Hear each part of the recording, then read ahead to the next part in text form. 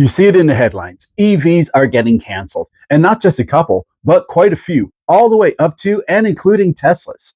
Anti-EV media would tell you it's because people just don't want EVs. But we know from this video that that just isn't true. Now, other media outlets might tell you that it's because EVs just don't meet the demands of the average consumer. And they are actually right, sort of. Join me in today's video when we talk about how there will be more cancellations and how this day was not only unavoidable, but is actually a good thing for the transition towards electrification. So let's talk about that right now.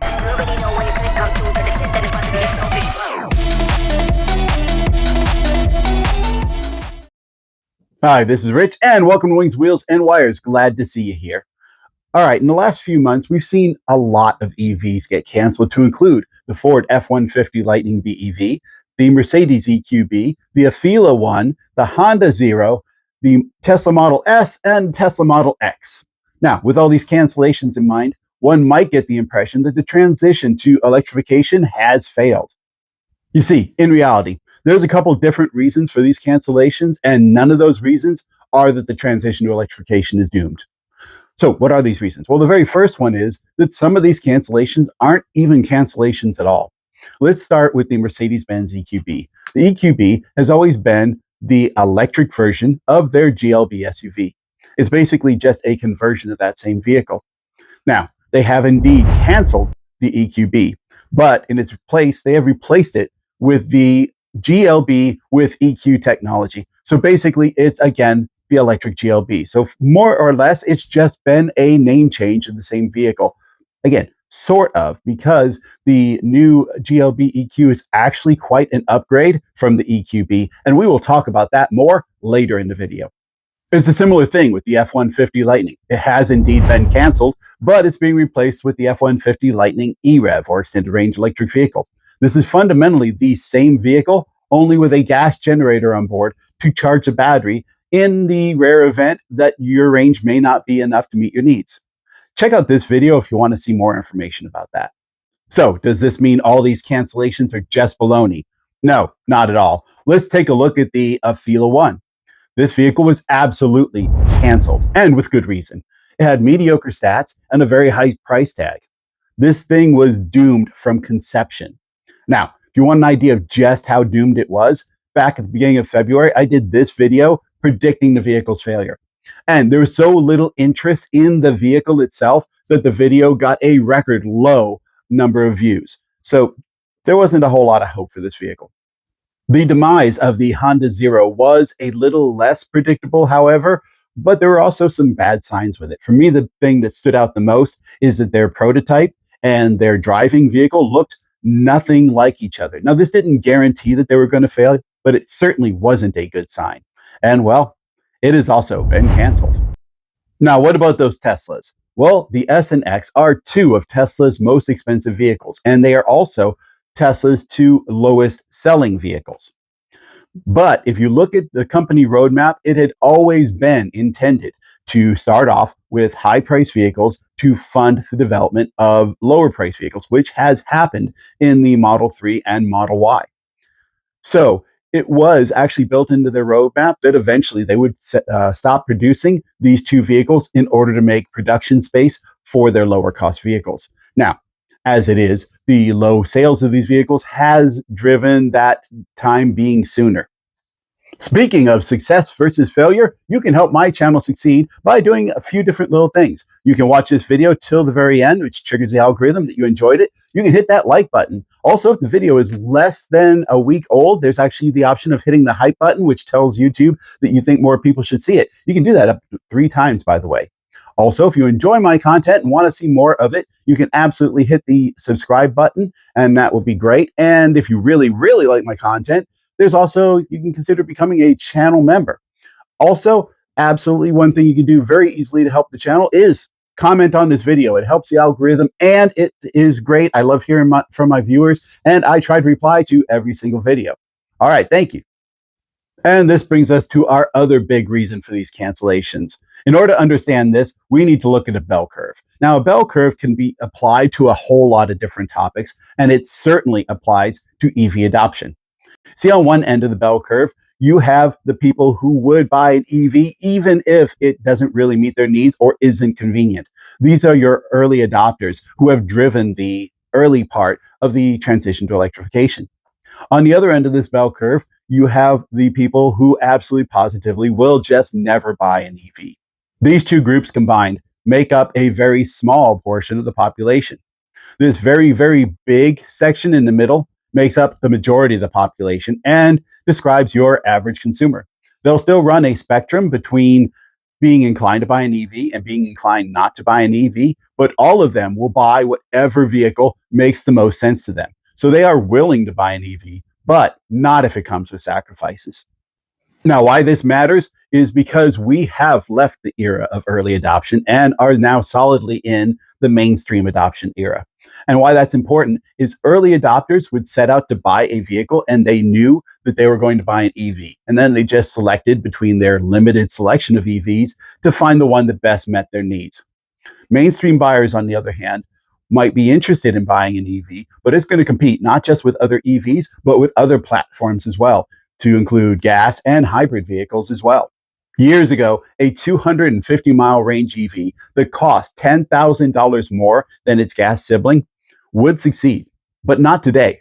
These days, people expect great range at a competitive price. And why wouldn't they? It's their money. They should get what they want.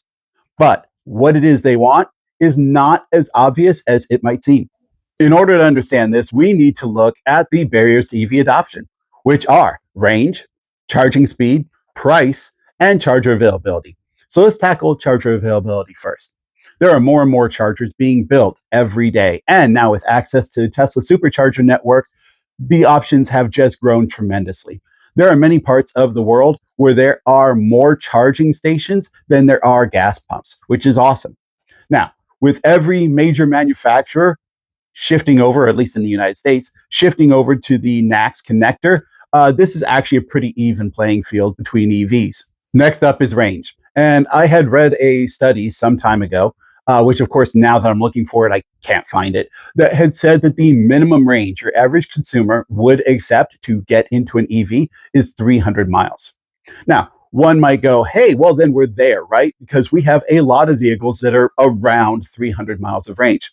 But just like Flair at Schlotsky's, the minimum isn't what people really want. They want above and beyond that. So if you are selling somebody a vehicle with a range of 301 miles, this isn't really going to convince them to get out of a gas car and into an EV. Also, any potential buyer that's even remotely savvy about EVs will know that 300 miles of range isn't really 300 miles. You see, just like MPG and gas cars, electric range can be affected by aggressive driving, going up hills, and also carrying extra weight, running the air conditioner, running the heater.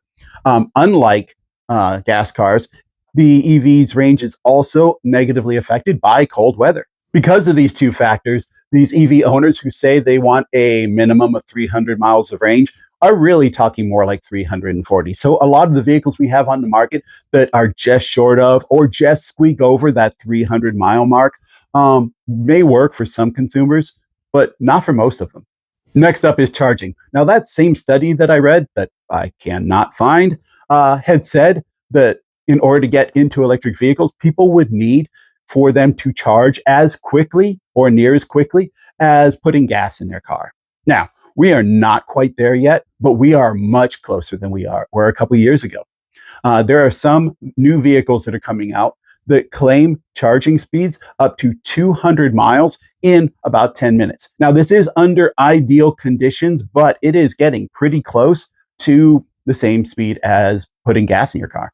These charging speeds are thanks to the 800-volt architecture that many new EVs are coming out with. Now, vehicles without this will get much slower charging speeds. And I think that in the near future, any vehicle that gets a charging speed less than 200 kilowatts per hour is going to struggle to sell.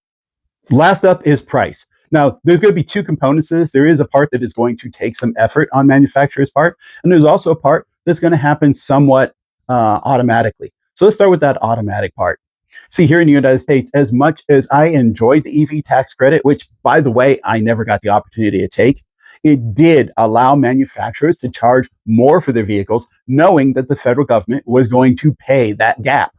And with the EV tax credit gone, they now are forced to lower the price of their vehicles in order to get them off their lots. Now, this does not totally solve the problem. EV manufacturers still charge more than they need to for electric vehicles, and they really need to get those prices down to make them competitive. Now, this is probably a really good time to point out, however, that owning an EV comes with a much lower cost of ownership that actually usually offsets the price difference in vehicles. So you actually, even though if you're spending more for the vehicle when you buy it, you're probably saving more money in the long term. You can check out this video where I kind of go into some detail about comparing the cost of ownership versus sticker price. The problem is that the average consumer either doesn't really understand this cost of ownership savings or they just don't care. What they're looking at is the sticker price. So manufacturers cannot expect this lower cost of ownership to win over buyers. It does happen sometimes, but it is not sufficient to move the electric vehicles. What they need to do is price competitively to get people in the EVs, and then the cost of ownership will keep them there. Now, people familiar with my channel have probably heard me go on and on about the upcoming iX3. But here's the thing about that. One of the things that impresses me the most is, in spite of having much better specs than its predecessor, it also comes in $30,000 cheaper, right? And the iX3 is not alone in this. Remember that EQB that's been relabeled to a GLB EQ I mentioned earlier? This also has much better specs for the price. You have 320 kilowatt charging, up from 100 kilowatt charging in the previous version. You have 325 miles of range, up from 230 miles of range in the previous version. And of course, you have 800-volt architecture. And all this with a starting price of $46,000, which is down from the previous starting price of $53,000. And throughout their price range, it looks like it's going to keep about that same gap, which is a great improvement. These vehicles represent the leaders of the pack right now. And I expect not only will they survive, but they'll probably do quite well. Just like the remaining Model 3 and Model Y Teslas aren't going anywhere either. But remember at the beginning, I said some vehicles I expect are going to still get canceled. And what vehicles are those? Well, for me, the top of the list would probably be the Volkswagen ID Buzz. Now, understand, I really enjoy the idea of this vehicle. When they first announced it, I very much considered buying one. I really like the looks of it. But then I saw its stats, and that ruined it for me. With a starting price of around $60,000 for 234 miles of range and 200 kilowatt fast charging, I can see the clock ticking down on the life of this vehicle. And it is far from the worst case scenario. You have the Mini Cooper EV that starts at $45,000 with a range of 212 miles and 95 kilowatt fast charging, which is pretty bad. Surprisingly, though, it's still not even the worst case scenario. The Fiat 500e comes in at just over $35,000, which is a much more competitive price, but it offers 149 miles of range and 85 kilowatt fast charging, which is absolutely terrible. And unfortunately, it's probably also got his clock ticking towards the end of the line. At this point, I feel the need to go ahead and throw in the caveat that this is just my impression of where the market is going. It is not advice on which vehicle you should buy. If you want to buy an ID Buzz, get an ID Buzz. Same thing with the Cooper or the Fiat 500e. If that's what you want, buy it. I'm not saying you shouldn't. I've actually gotten in the comment section where people are like, don't tell me what car to buy. Now, at the same time, I also have to say that I'm not saying that there is not a place in the market for EVs with mediocre specs. There absolutely is. The trick to it is that the price needs to reflect that, right? We'll take the ID Buzz, for example. I do believe that there is a future for this vehicle if it rings in at $40,000 or maybe even 35, honestly. But at $60,000, it's just not going to sell that much. And if you disbelieve me, how many ID Buzzes have you seen driving down the road? So that's it for my take on the recent and future EV cancellations. Let me know what you think down in the comment section below. Do you agree? Do you disagree? What cars do you think should be canceled? And what do you think about where the market is going in general? Definitely let me know down in the comment section below. Stick around for my subscriber shout out. And hey, check out this awesome video. And now it's time for the subscriber shout-outs. If you'd like your own shout-out, all you have to do is subscribe to the channel and either make sure your name is visible or put in the comments down below that you subscribed. Peter Spang Goodrich. April Abarando. Thanks for subscribing.